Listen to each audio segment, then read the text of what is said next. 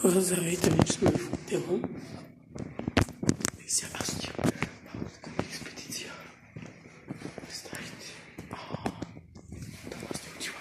Да, знаете, много яка пъсма, ще ви я покажа. Нашата е на 105.